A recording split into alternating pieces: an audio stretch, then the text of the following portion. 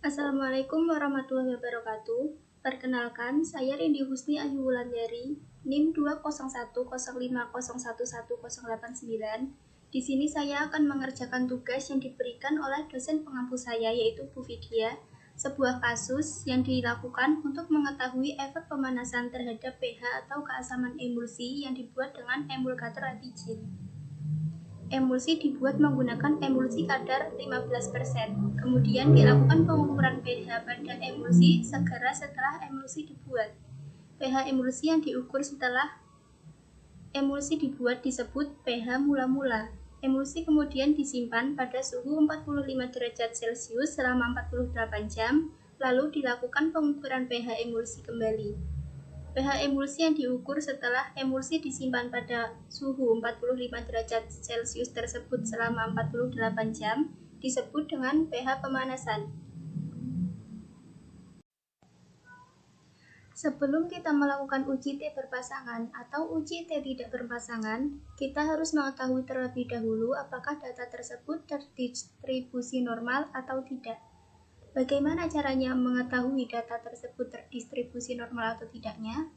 Kita harus melakukan uji normalitas dan uji homogenitas terlebih dahulu.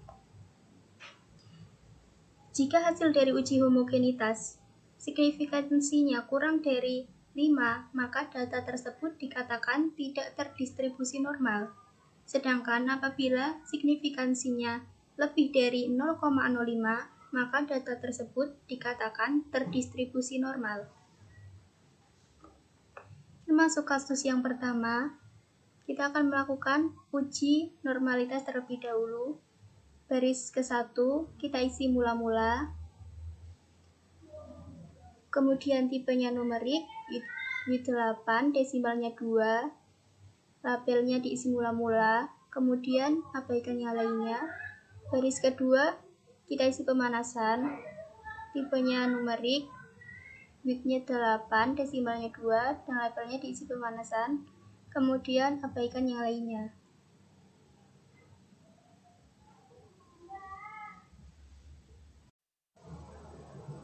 Data yang di sini diisi disesuaikan dengan kasus yang sudah ada.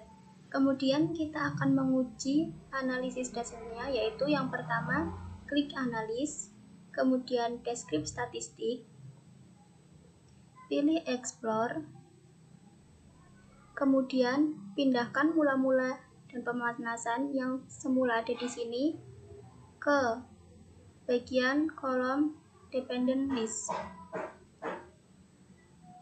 Kemudian klik plot. Ini diganti dengan none. Pastikan normality plot with tensnya tercentang dan dipastikan di sini tidak ada yang tercentang. Kemudian klik continue. Option. Pastikan dipilih yang paling atas. Kemudian klik continue. Yang bagian kolom display dipilih yang plot. Kemudian klik OK.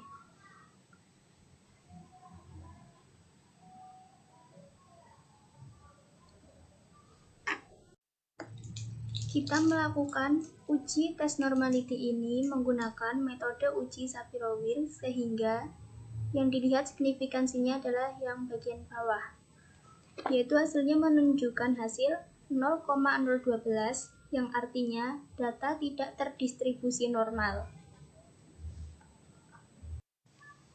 Selanjutnya kita akan melakukan uji homogenitas, yaitu baris yang pertama kita isi pH emulsi dengan desimalnya 0, labelnya pH emulsi, kemudian values diisi sebagai berikut. Values di sini digunakan sebagai tanda agar mempermudah kita dalam mengisi data view. Klik OK. Kemudian abaikan yang lainnya. Baris yang kedua kita isi uji aktivitas untuk name-nya. Kemudian desimalnya isi dengan 2, labelnya uji aktivitas, kemudian abaikan yang lainnya. Selanjutnya kita mengisi data view. Data di sini disesuaikan dengan kasus Dan pH emulsi di sini kita isi sesuai value yang kita isi tadi. Kemudian kita akan melakukan analisis datanya. Yang pertama yaitu klik analis, kemudian descript statistik, klik explore, kemudian pindahkan uji aktivitas ke dalam dependent list, kemudian pH emulsi ke dalam factor list. Kemudian cek statistiknya, pastikan di sini deskriptifnya tercentang, kemudian condivisionnya 95%. Pastikan yang di sini tercentang. Kemudian klik continue. Kemudian plots, pastikan di sini none. Kemudian yang di sini spread level with test ini dipilih power estimation, kemudian klik continue. Pastikan display yang di sini dipilih plot, kemudian klik OK. Maka hasilnya akan seperti ini.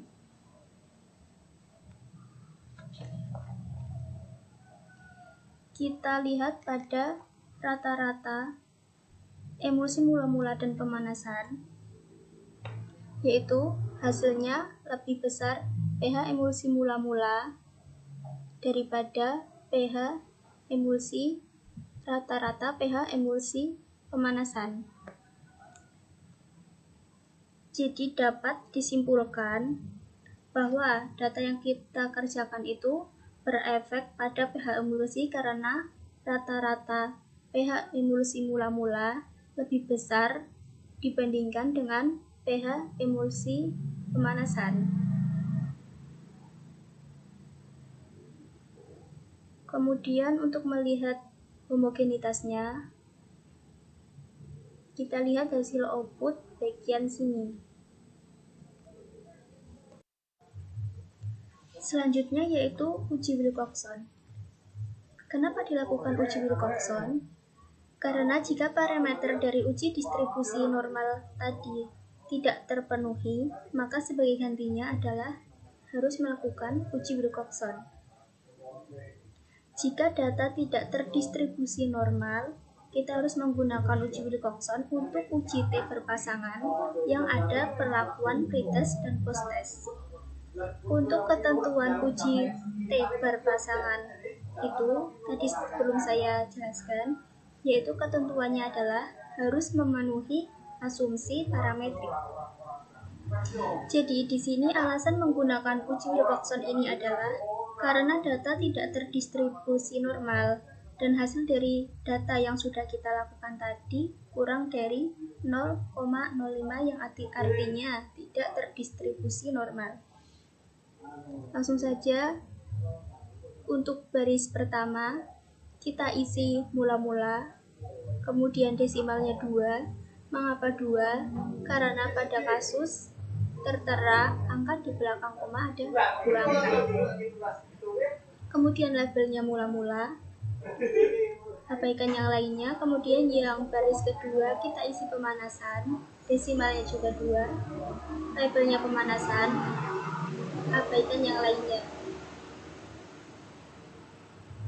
Kemudian kita isi data pada data view disesuaikan yang sudah ada di kasus. Kemudian kita akan menganalisis datanya. Yang pertama yaitu klik analis, kemudian non-parametric test, pilih klik frequency dialog, kemudian to relate sample.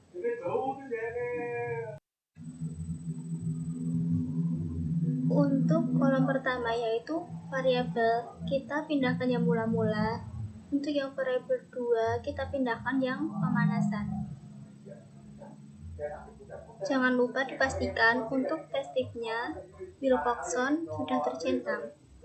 Kemudian klik OK. Kita lihat hasil dari outputnya. Pada asin sigtutalent, yaitu hasilnya menunjukkan 0,002 yang artinya kurang dari 0,05. Maka terdapat perbedaan antara pH emulsi mula-mula dengan pH emulsi pemanasan.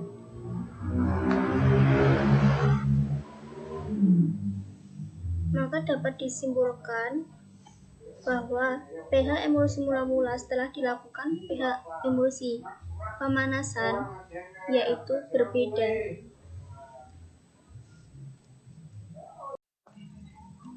Kemudian kita akan mengerjakan kasus yang kedua, yaitu sebuah media massa menyatakan bahwa kadar pemanis buatan jenis sakarin pada minuman merek impor lebih tinggi daripada minuman yang bermerek lokal. Sehingga seorang mahasiswa farmasi melakukan penelitian untuk mengkonfirmasi pernyataan tersebut. Mahasiswa tersebut mengumpulkan sampel minuman merek impor dan lokal, kemudian menetapkan kadar sakarin dengan kromatografi cair kinerja tinggi. Hasil dari penelitian tersebut terangkum dalam tabel berikut ini. Dari tabel data di atas, kita akan melakukan uji apakah pernyataan media massa dalam kasus tersebut benar dengan menggunakan uji beda yang sesuai. Selanjutnya kita akan melakukan uji normalitas terlebih dahulu menggunakan metode uji Shapiro-Wilk. Langsung saja untuk baris yang pertama kita isi merek, kemudian desimalnya 0, labelnya kita isi merek minuman, values-nya ditulis seperti ini. 1 lokal dan 2 impor. Klik OK. Kemudian abaikan yang lainnya. Kemudian baris yang kedua kita isi kadar yang name-nya, kemudian desimalnya 0, labelnya kita isi kadar sakarin, kemudian abaikan semuanya. Selanjutnya kita isi data view. Isi data view di sini disesuaikan dengan kasus yang sudah ada. Kemudian kita akan melakukan analisis kuantitatifnya. Yang pertama klik analis, kemudian deskrip statistik, klik explore, kemudian pindahkan merek minuman dan kadar sakarin ke dalam kolom dependent list. Klik option, pastikan pilih yang ini, yang paling atas, kemudian continue. Pastikan ini non dan normality plot with latence-nya tercentang, kemudian continue. Klik OK.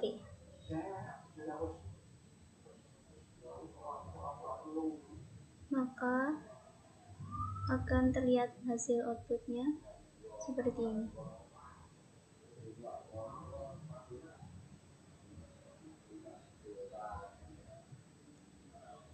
Kita lihat signifikansinya yaitu 0,019 yang artinya kurang dari 0,05.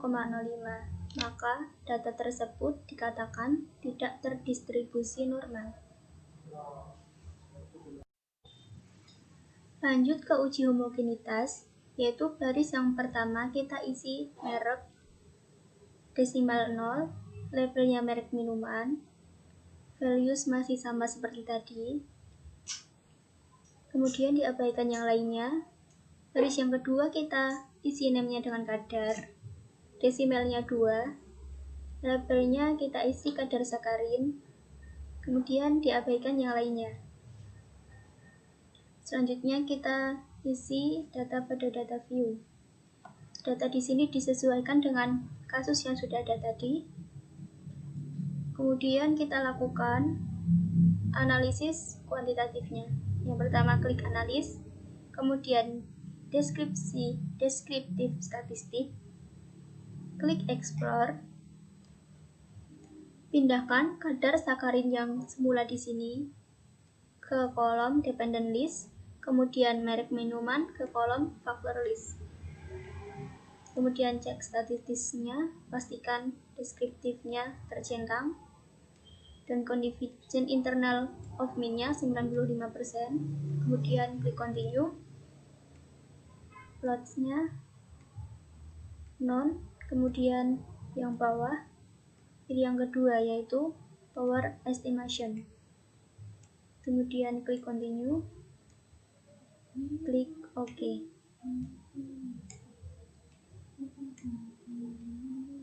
Maka akan tertera hasil output seperti ini.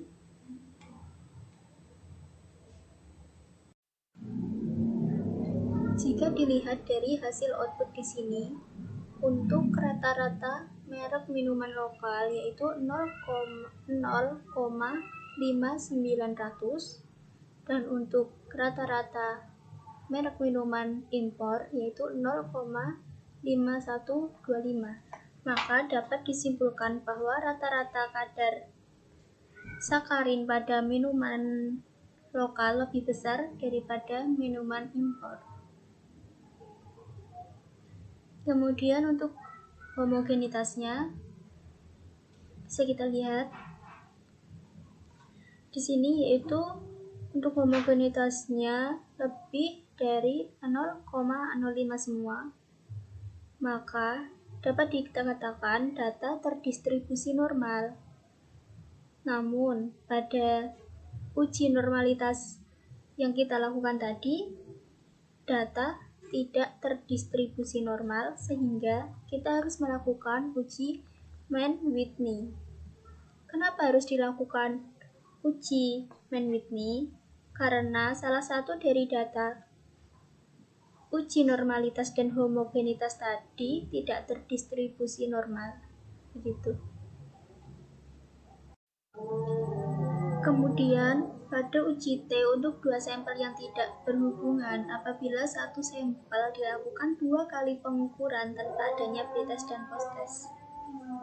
Dua sampel data yang tidak berhubungan apabila memenuhi asumsi parametrik, yaitu terdistribusi normal dan homogen, maka data tersebut diuji menggunakan uji T tidak berpasangan atau uji T bebas.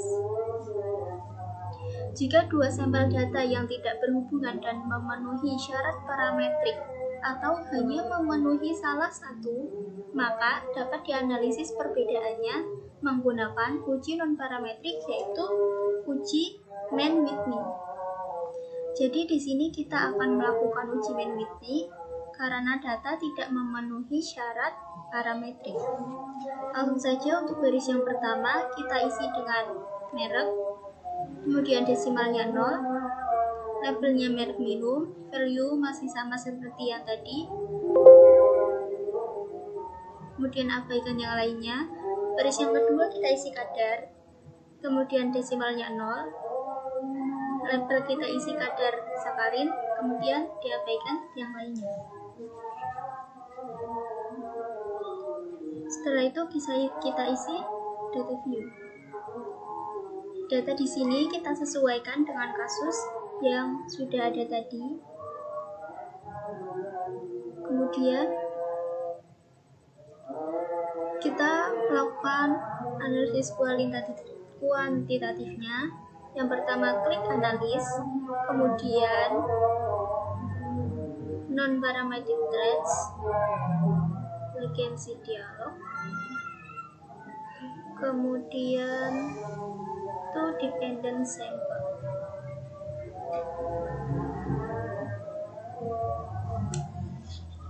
Di sini kadar sakarin masuk ke dalam variabel tergantung. Kenapa termasuk variabel tergantung?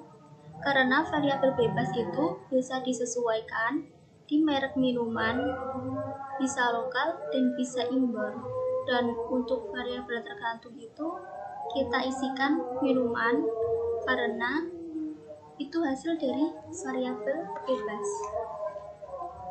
Atau dapat dikatakan jumlah sakarin pada produk lokal dan produk impor dapat muncul atas hasil penelitian dari produk lokal dan impor. Kemudian kita lanjut. klik option. Pastikan di slip sudah tercentang. Ini dipilih yang paling atas. Kemudian klik continue. Klik OK. Maka akan keluar hasil output seperti ini. Kita lihat signifikansinya pada assignment to talent, yaitu 0,275, yang artinya lebih besar dari 0,05.